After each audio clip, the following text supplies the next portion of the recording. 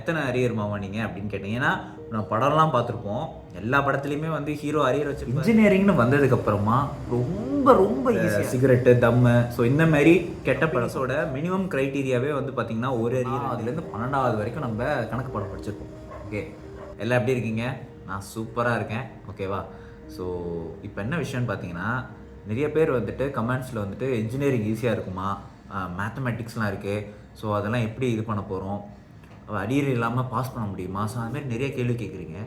So வந்துட்டு நான் வந்துட்டு சில விஷயங்களை ஷேர் பண்ணுறேன். அந்த விஷயங்களை ஷேர் பண்ணதுக்கப்புறமா உங்களுக்கே புரியும். ஓகே, ஸோ வந்துட்டு நீங்கள் அரியர்லாம் பாஸ் பண்ண முடியுமா முடியாதான்னு.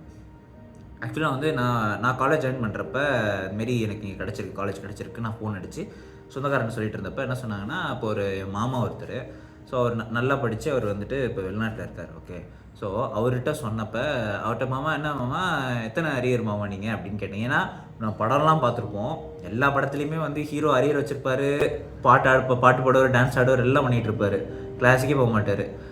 ஓகேவா? ஸோ அப்போ என்ன நினைக்க தோணும், ரியாலிட்டியே இப்படி தான் இருக்கும் போல் அப்படின்னு தான் நினைக்க தோணும்.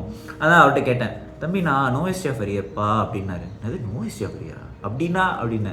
நோ ஹிஸ்ட்ரி ஆஃப் அரியர்னா அரியரே இல்லாமல் எல்லா சப்ஜெக்ட்ஸையும் கிளியர் பண்ணுறது தான்.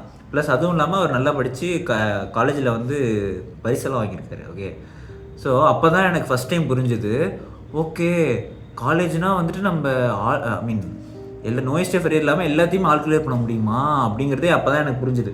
ஃபஸ்ட்டு விஷயம், இது வந்து நிறைய பேர் இப்படி தான். ஓகேவா? நோ ஹிஸ்ட்ரி ஆஃப் அரியர்லேயே கிளியர் பண்ணணும், அரியரே இல்லாமல் காலேஜ் முடிப்பாங்க. ஏன் அரியரே இல்லாமல் முடிக்கணும் அப்படின்னா, நமக்கு 4th இயரில் வந்துட்டு பார்த்திங்கன்னா நிறைய கம்பெனிஸ் வரும். கரெக்ட். அந்த கம்பெனிஸோட மினிமம் க்ரைட்டீரியாவே வந்து பார்த்திங்கன்னா ஒரு அரியர் 2 அரியர் அப்படி இல்லைன்னா நோ ஹிஸ்ட்ரி ஆஃப் அரியர். இந்த பெரிய பெரிய பேக்கேஜ், இந்த 15 லட்சம் 20 லட்சம் பேக்கேஜ், பெரிய பெரிய பேக்கேஜுக்கு வர கம்பெனிஸ் எல்லாமே அவங்க வந்து ஒரு க்ரைட்டீரியா வச்சுருக்கிறது வந்து நோ ஹிஸ்ட்ரி ஆஃப் அரியர் வந்து. ஓகேவா? ஸோ இது ஒரு பாயிண்ட்டு. அதேமாதிரி மேத்தமெட்டிக்ஸ் வந்து கஷ்டமாக ஈஸியாக, ஸோ அந்தமாரிலாம் கேட்குறீங்க. ஓகே, ஃபஸ்ட் ஆஃப் ஆல் நம்ம கணக்கு பாடம் வந்துட்டு படிச்சிருப்போம் இல்லையா, 8வது வகுப்புலேருந்து 1ஆவதுலேருந்து 12வது வரைக்கும் நம்ம கணக்கு பாடம் படிச்சிருப்போம். ஓகே, ஸோ இப்போ இதோட ஃபண்டமெண்டல்ஸ் இருக்குல்ல, அந்த ஃபண்டமெண்டல்ஸ் தான் மறுபடியும் போய் காலேஜ் இன்ஜினியரிங்கில் படிக்க போகிறோம். 1. 2வது, உங்களுக்கு மேக்ஸ் வந்து ரொம்பவே கஷ்டமாக இருக்குது அப்படின்னா ஒரு பிரச்சனையும் இல்லை, அழகாக இருக்குது ChatGPT, ஒரு அதர் AI டூல்ஸ் இருக்குது. எனக்கு இந்த கணக்கு புரியல, இந்த கணக்கு எனக்கு என்ன சொல்ல வருது, dy/dxனா என்ன, அதோட அப்ளிகேஷன் என்ன, நான் ஏன் இதை இங்கே படிக்கணும் அப்படிங்கிற கேள்வியை கேளுங்க. ஒரு 10 தடவை இதே கேள்வியை டிஃப்ரெண்ட் சினரியோவில் கேட்டு பாருங்கள். தென் ஸ்லோலி யூ கேன் அண்டர்ஸ்டாண்ட். பொறுமையாக உங்களுக்கு அந்த ஈக்குவேஷன் எதுக்காக வருது அப்படிங்கிறது உங்களுக்கு நல்லா புரிஞ்சிடும். ஸோ அதனால் வந்துட்டு நீங்கள் எதை பற்றியும் கவலைப்பட வேணாம். உங்களுக்கு விஷயம் தெரியுமா, +1 +2 வரைக்கும் தான், +2 வரைக்கும் தான் உங்களுக்கு வந்து படிக்கிறவே கஷ்டமாக இருந்திருக்கும். பட் இன்ஜினியரிங்னு வந்ததுக்கப்புறமா ரொம்ப ரொம்ப ஈஸியாக இருக்கும். அதை நீங்கள் ஃபீல் பண்ணுவீங்க. ஏன் எக்ஸ்பிளைன் பண்ணுறேன். 12th வரைக்கும் ஃபிசிக்ஸ் கெமிஸ்ட்ரின்னு இருந்திருக்குமா, அதில் வந்து எலக்ட்ரிக்கல் இந்த சென்ஸு எல்லாமே வேஸ்ட்டாக இருந்திருக்கும், எல்லாத்த பற்றியும் கவர் பண்ணியிருப்பாங்க. ஏன் அப்படின்னா ஒரு ஸ்டூடெண்ட் எந்த திசையை நோக்கி போகிறான் அப்படிங்கிறது யாருக்குமே தெரியாது அப் டு 12th. அதனால் அந்த போகிற பையனுக்கோ பொண்ணுக்கோ அவங்க எல்லாத்த பற்றியும் ஒரு அண்டர்ஸ்டாண்டிங் இருக்கணுங்கிறதுக்காக தான் நம்ம வந்து 12th வரைக்கும் எல்லாத்தையுமே படிச்சிருப்போம். பட் நீங்கள் இன்ஜினியரிங்னு ஒன்று சூஸ் பண்ணிவிட்டு அதில் ஒரு எலக்ட்ரிக்கலோ இல்லை மெக்கானிக்கலோ நீங்கள் சூஸ் பண்ணதுக்கப்புறமா உங்களோட டொமைன் சுருங்கிடுச்சா அப்படின்னு அர்த்தம். அதை மட்டும் படித்தா போதும். இப்போ 12th வரைக்கும் எல்லாத்தையும் படிச்சிருப்போம், உங்களுக்கு வந்து புரியுதோ புரியலையோ. ஆனால் இன்ஜினியரிங் போயிட்டீங்கன்னா உங்களுக்கு வந்து டொமைன் சுருங்கிடுச்சு, அந்த டொமைனை சுற்றி என்னென்ன இருக்குது அப்படின்னு படிக்க ஆரம்பிப்பீங்க. அப்போ உங்களுக்கு ரொம்ப ஈஸியாக இருக்கும். நீங்கள் என்னோடய சினாரியோ சொல்கிறேனே, நான் வந்து 12th வரைக்கும் பெருசாக படிக்க மாட்டேன். என்னை போட்டு பொலன்னு எங்கள் ஸ்கூலில் போட்டு குழப்பாங்க. ஓகே, நான் நல்லபடியாக வரணும்னு என்னை போட்டு அடிப்பாங்கன்னு வச்சிங்களேன்.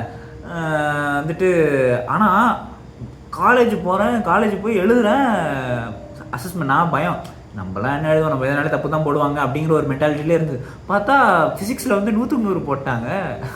எனக்கு ஒன்றுமே புரியல. எப்படா இன்ஜினியரிங்கிறது வந்துட்டு நீங்கள் என்ன புரிஞ்சுக்கிறீங்களோ அதை எழுதினாலே போதும். ஓகேவா?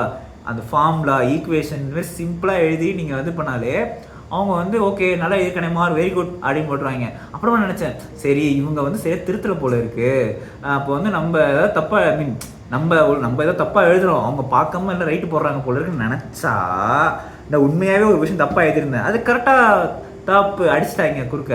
அப்போ தான் புரிஞ்சுது ஓகே ஓகே நம்ம வந்து கரெக்டாக தான் எழுதுகிறோம், வந்துட்டு தப்பானதாக தப்பு போடுறாங்க அப்படிங்கிறது எனக்கு அப்போ தான் புரிஞ்சுது. ஸோ அதனால் இன்ஜினியரிங்கிறது ரொம்ப ரொம்ப ரொம்ப ஈஸியானதுப்பா ஒன்று. ஸோ இது முடிஞ்சிருச்சா?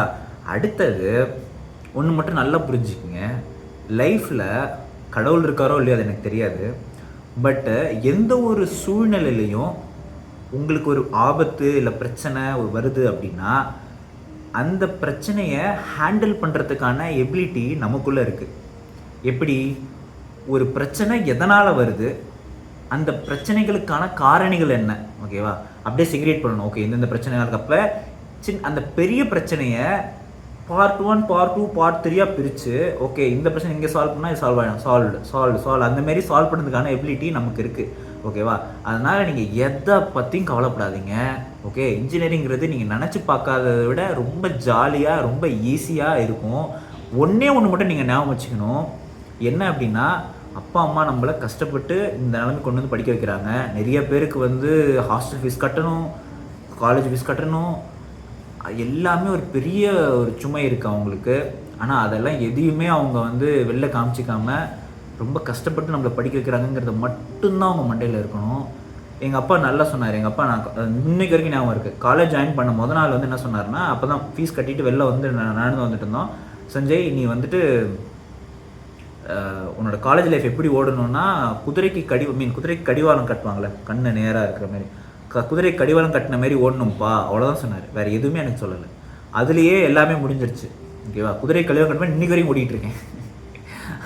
அப்பப்போ அப்படி அப்படி அப்படி பார்ப்பேன், ஐயோ வேணாம் அப்படி ஓடிடுவோம் அப்படின்னு சொல்லிட்டு. நான் உத்தமெல்லாம் கிடையாது, பட்டு என்ன சொல்ல வரேன்னா நமக்கு ஒரு இலக்கு இருக்குது, நம்ம என்ன நிலமையில் இருக்கோங்கிறத புரிஞ்சுக்கிட்டு எல்லாரும் ஓடுங்க.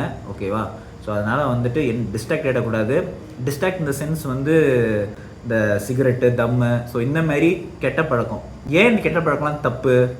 ஃபர்ஸ்ட் ஆஃப் ஆல் வந்து உங்களோட ஃபினான்ஷியல், நீங்கள் வந்து நல்ல படித்து நல்ல நிலைமைக்கு போயிட்டீங்க, நீங்கள் லட்சக்கணக்கில் சம்பாதிக்கிறீங்க, ஆனால் இந்தமாரி குடிப்பழக்கம் என்ன பண்ணுன்னா உங்களோட ஃபினான்ஷியலை வந்து பாதிக்கும், அதனால் வியாதிகள் வரும்.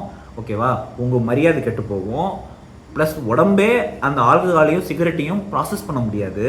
ஸோ இவ்வளோ பிரச்சனை இந்த இதில் இருக்குது. ப்ளஸ்ஸு இந்தமாரி இப்போ ஐடிசி, ஸோ இந்தமாரி ஐடிசி வந்து சிகரெட் மேனுஃபேக்சரிங் கம்பெனியா, ஸோ இந்தமாரி நிறைய கம்பெனிஸ் இருக்காங்க. அவங்களோட அல்டிமேட் எய்மே என்ன அப்படின்னா குடி சிகரெட்டு இந்தமாரி கெட்ட பழக்கத்தில் எல்லாத்தையும் நார்மலைஸ் பண்ணுறது. ஓகேவா, நார்மலைஸ் பண்ண இதில் என்ன தப்பு இருக்குது அப்படிங்கிற நிலைமையை கொண்டு வருது. அதனால் இது என்ன தப்பு இருக்குன்னு சொல்லி நீங்கள் அந்த பொருள்லாம் யூஸ் பண்ணுவீங்க. அப்போ உங்கள்கிட்ட இருக்கிற காசு எடுக்கலை, அவங்க திருடிட்டு இருக்காங்க. ஓகேவா, ஸோ அதனால் இது எல்லாத்தையும் மைண்ட் வச்சுங்க. ஏன்னா வந்து ஒரு கெட்ட பழக்கங்கிறது ஒரு கெட்ட பழக்கம் மட்டும் கிடையாது, அதுக்கு பின்னாடி ஒரு பெரிய அரசியலே இருக்குது. ஓகேவா, இது எல்லாத்தையும் நம்ம ஞாபகம் வச்சுக்கிட்டு நம்ம இலக்கு படிக்க வந்திருக்கோம். டே 1லேருந்து நம்ம என்ன ஆக போகிறோம் அப்படிங்கிறத ஃபிக்ஸ் பண்ணுங்கள். ஃபிக்ஸ் பண்ணிவிட்டு ஓட ஆரம்பிங்க. அப்போ தான் நம்மளோட இலக்கு அடையிறது ஈஸியாக இருக்கும். 4 வருஷம் கழித்து 4ஆவது வருஷம் அன்றைக்கி எல்லாருக்குமே 4th இயரில் தான் வந்துட்டு ஞான உதயம் பிறக்கும். அப்போ வந்து ரொம்ப டிலேடு. ஓகேவா, அதனால் ஃபஸ்ட் இயர்லேருந்தே நீங்கள் என்ன ஆக போகிறீங்கிறத யோசிங்க. நல்ல டைம் எடுத்துங்க, நிறைய டைம் இருக்குது. ஓகே, அவ்வளோதான்ப்பா இந்த வீடியோ. Okay, by by.